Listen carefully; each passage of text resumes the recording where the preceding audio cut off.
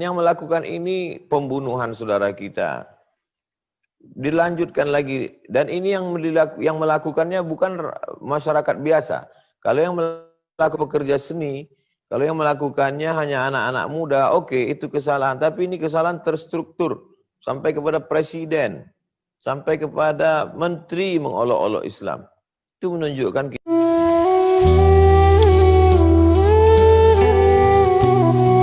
Jazakallah khair Ustaz. Iya. Ini ada pertanyaan Ustaz mengenai situasi baru-baru ini Ustaz yang di Prancis. Bagaimana sebaiknya menyikapi situasi sulit yang dihadapi Muslim di Prancis akhir-akhir ini, terutama dalam hal kebijakan kebebasan berpendapat yang jelas-jelas itu menghina Nabi SAW yang kita cintai. Apakah dibenarkan adanya orang-orang Muslim yang melakukan kekerasan karena kecintaan mereka kepada Nabi SAW? Pada masa pemerintahan Sultan Abdul Hamid di Turki, sebelum jatuhnya Turki Utsmani pada tahun 1924, ketika itu di Perancis mereka membuat sebuah opera drama. Di situ ditampilkanlah sosok yang lucu untuk mengolok, mengejek Nabi Muhammad SAW. Lalu drama itu mereka pertontonkan di Paris. Berita itu sampai kepada Sultan Abdul Hamid yang gagah dan perkasa dengan kekuatan bala tentaranya. Maka dia kirim pesan kepada penguasa Prancis supaya opera itu ditutup. Kalau tidak ditutup, maka tanggung sendiri apa yang akan terjadi. Maka saat itu juga opera itu ditutup. Itu terjadi hampir 100 tahun yang lalu. Artinya apa? Kita akan disegani orang kalau kita punya kekuatan. Dari mulai kasus 11 September, berlanjut dengan karikatur Denmark, berlanjut dengan penyobekan pembakaran Al-Quran, dilanjutkan lagi dengan, dan yang melakukan ini pembunuhan saudara kita. Dilanjutkan lagi, dan ini yang melakukannya bukan masyarakat biasa. Kalau yang melakukan pekerja seni, kalau yang melakukannya hanya anak-anak muda, oke, itu kesalahan. Tapi ini kesalahan terstruktur. Sampai kepada presiden, sampai kepada menteri mengolok-olok Islam. Itu menunjukkan kita memang dalam ketidakberdayaan, kesulitan yang luar biasa. Nah, ini sesungguhnya menyadarkan umat Islam. Jangan lupa, Islam itu dulu ketika berada di Afghanistan, ketika datang serangan dari Uni Soviet, semua kekuatan umat Islam bersatu. Dari mulai Hekmatyar sampai Burhanuddin Rabbani sampai Taliban dengan berbagai macam aliran organisasi bersatu. Umat Islam akan bersatu kalau ada musuh bersama. Semua ormas-ormas, semua mazhab-mazhab di Indonesia kalau sudah menghadapi musuh bersama, di situ dia akan bersatu. Oleh sebab itu kita perlu juga melihat bagaimana skenario Allah menyatukan umat ini, bahwa ini adalah cara bagaimana supaya umat Islam ini bersatu, melepaskan dari masalah yang remeh-temeh, masalah kecil khilafiyah-khilafiyah, bahwa musuh besar kita bersama adalah kejahatan terstruktur untuk membusukkan umat Islam, untuk mengejek, mengolok umat Islam. Nah, setelah kita tahu bagaimana respon umat Islam. Respon umat Islam terbagi 3 secara umum. Yang pertama yang amat sangat militan, sampai rela mengorbankan nyawanya seperti yang dilakukan salah seorang muslim. Menurut dia mati syahid dengan memenggal kepala guru yang kurang ajar, yang menunjukkan karikatur di depan murid-muridnya dengan kebanggaan, maka memancung kepalanya adalah jihad fisabilillah. Ini pendapat pertama umat Islam. Yang kedua, yang diam saja, lawan daripada respon. Memang begitu biasanya. Kalau ada amat sangat keras, ada yang amat sangat lunak. Ya sudahlah, diam sajalah, berdoa kepada Allah Subhanahu wa taala. Yang ketiga, menunjukkan respon, tapi respon yang positif. Salah satunya adalah dengan memboikot produk-produk. Ini yang dilakukan saudara-saudara kita di Kuwait, di Timur Tengah, di negeri kita, dengan memboikot produk-produk Prancis dan lain sebagainya, karena ini bagian dari embargo ekonomi. Tapi yang jauh lebih penting dari itu semua adalah seperti yang disampaikan Profesor Ismail Raji Al-Faruqi dari Temple University Connecticut yang terbunuh oleh agen Mossad Israel. Beliau seorang Palestina dan beliau membuahkan suatu pikiran yang brilian, cerdas. Kata beliau, kita tidak akan pernah menang melawan mereka dengan meledakkan kedutaan mereka, dengan membunuh mereka. Tidak dengan demikian, tapi dengan ilmu pengetahuan. Oleh sebab itu, cerita-cerita ini kita ceritakan ke anak-anak kita ceritakan ke jamaah untuk membakar semangat mereka untuk menuntut ilmu, lalu kemudian militansinya melaksanakan ibadah. Maka yang dokter, berusahalah menjelaskan Islam dengan ilmu kedokteran, jelaskan Al-Quran dengan ilmu sains teknologi, sehingga dengan itu mereka akan dapat hidayah. Berdoa kepada Allah, Allahumma hadi qaumana fa innahum la ya'lamun. Sanurihim ayatina fil afaq. Kalau anak-anak kita yang di Fakultas Kedokteran itu menjelaskan bagaimana proses penciptaan manusia dalam Al-Quran, jelaskan dalam ceramah, buatkan seminar, ditonton oleh mereka, mereka akan berpikir ini agama datang dari mana, ini pastilah dari seorang yang luar biasa. Itulah yang nanti akan membuka hidayah. Dan sebelum kiamat, maka Eropa itu akan menjadi Islam. Begitu dalam hadis riwayat Imam Ahmad bin Hanbal. Ada satu yang belum, yaitu Rom. Kalau ada orang mengatakan bahwa Rom itu adalah negeri Syam, bukan. Karena negeri Syam hanyalah satu provinsi dari Rom, Roma. Ada yang mengatakan Rom itu adalah Konstantinopel, bukan. Karena Konstantinopel bukan Rom. Yang dimaksud dengan Rom itu adalah Eropa. Dan sebelum hari kiamat, Eropa itu akan berkumandang azan, akan berkumandang asma Allah. Ini adalah bagian dari proses menuju itu. Maka dengan ini bersatulah umat-umat Islam. Bersatu. Bernard Lewis sendiri dari seorang pemikir Yahudi, Bernard Lewis sendiri memprediksi bahwa Eropa itu akan Islam. Dengan prediksi 3 analisa. Yang pertama, bahwa imigran Muslim datang dari Tunisia, Aljazair, Maroko akan memenuhi Spanyol dan Portugis, Spanyol dengan Prancis. Itu akan diisi oleh 3 imigran. Kemudian India, Pakistan, Bangladesh akan mengisi Inggris. Kemudian Turki akan mengisi Jerman. Maka kalau sudah Spanyol, Inggris, Jerman, Prancis diisi Muslim, maka negeri-negeri yang kecil itu mengikut, termasuklah Indonesia, bahkan punya masjid di beberapa kota di Eropa, maka sesungguhnya Islam akan masuk dengan cara damai, bukan dengan pedang, bukan dengan peperangan, bukan dengan kekerasan, tapi dengan pintu hidayah. Dan saya percaya itu. Teori dari Bernard Lewis itulah yang membuatkan sebuah ketakutan yang disebut dengan Islamophobia. Pertama, imigrasi, perpindahan migran umat Islam ke Eropa yang begitu pesat, besar. Belum ditambah lagi kasus-kasus di Timur Tengah, dari mulai konflik di Sudan, konflik di negeri Syam, Palestina, Suriah, membuat ledakan besar ke Eropa. Yang kedua adalah mereka punah disebabkan LGBT karena tidak menikah, homoseksual. Sedangkan umat Islam diajarkan tazawwajul walud al-wadud. Jangan menikah banyak anak, kamu nanti akan dibanggakan Nabi di padang mahsyar. Dan yang ketiga adalah janji Allah. Dan Allah kalau sudah berjanji, innaka la tukhliful mi'ad. Jadi Islamophobia yang dihadapi hari ini, itu adalah buah dari pemikiran mereka sendiri. Di antara pemikir besarnya adalah Samuel Huntington dengan Clash Civilization, benturan peradaban, dan Bernard Lewis yang memprediksikan bahwa Eropa itu akan Islam. Demikian, wallahu a'lam. Jazakallah khair Ustaz.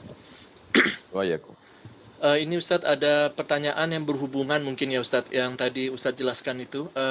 Bagi kami yang tinggal di Amerika, apa yang harus kami katakan kepada non-muslim yang berpandangan negatif terhadap Islam karena kejadian-kejadian seperti yang terjadi di Perancis, pembunuhan mereka yang menghina Islam? Apakah sikap muslim ini, bagaimana sikap kita supaya tidak salah langkah dalam berdakwah dan mengganggu jalannya dakwah? Konflik itu selalu ada. Konflik di antara Protestan dengan Katolik yang berkepanjangan juga terjadi.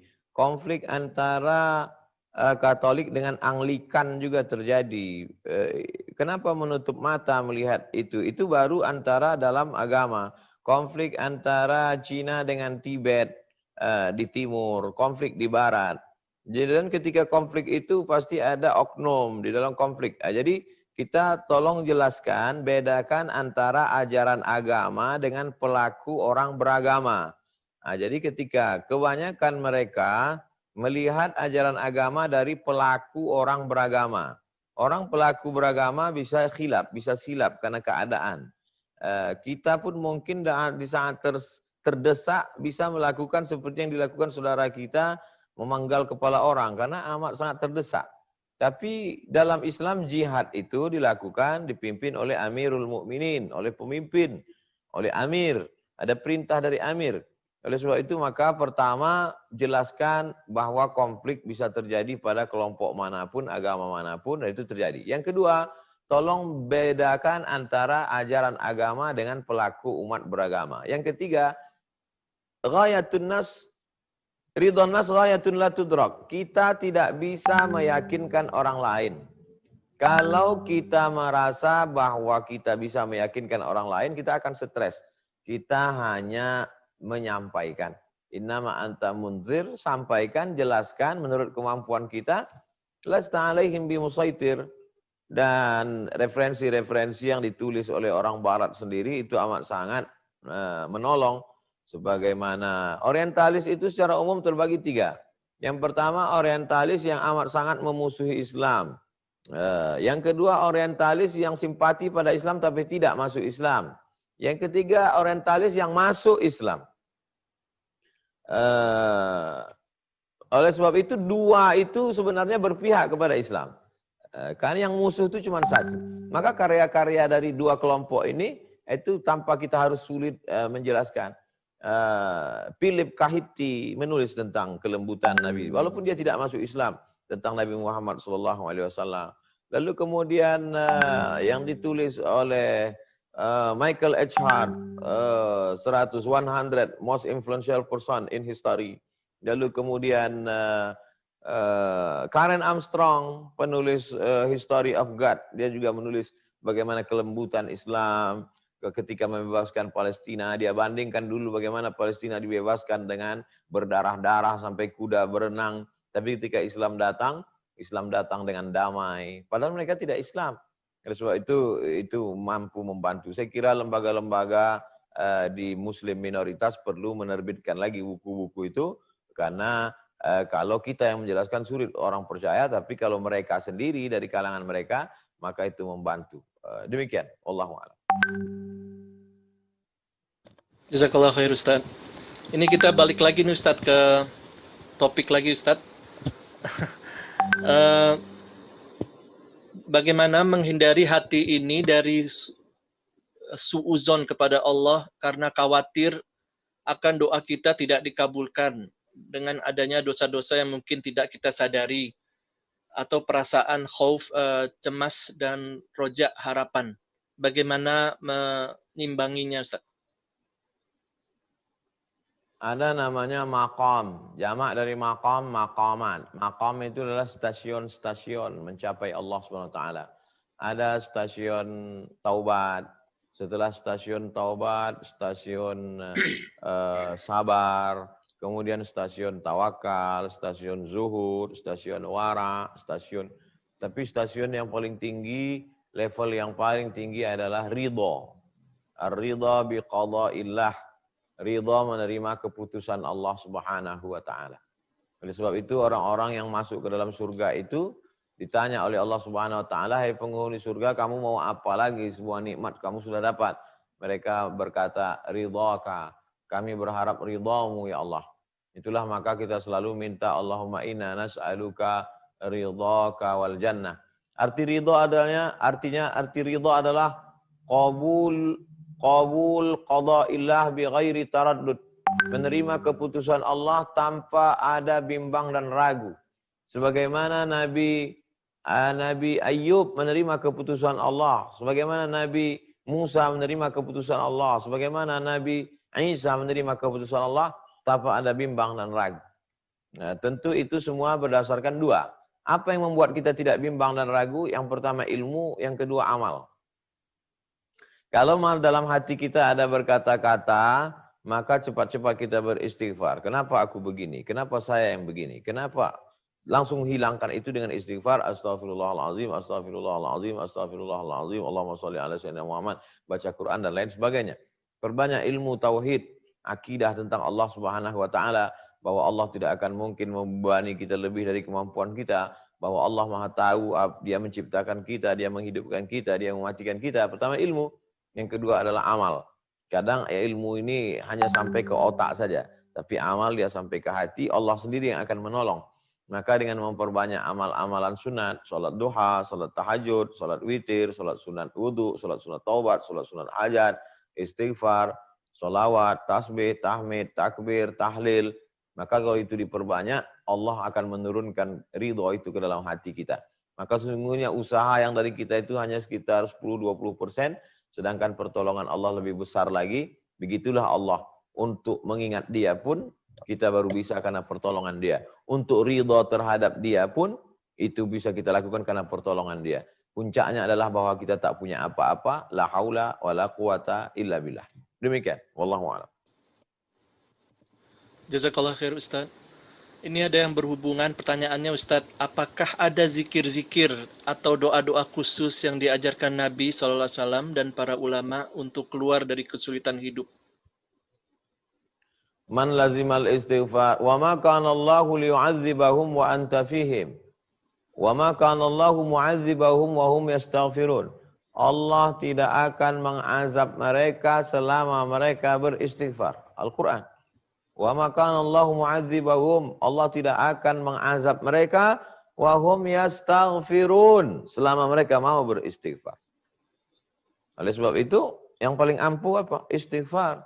Astaghfirullahalazim. Man lazimal istighfar, siapa yang memperbanyak istighfar? 3 janji Allah.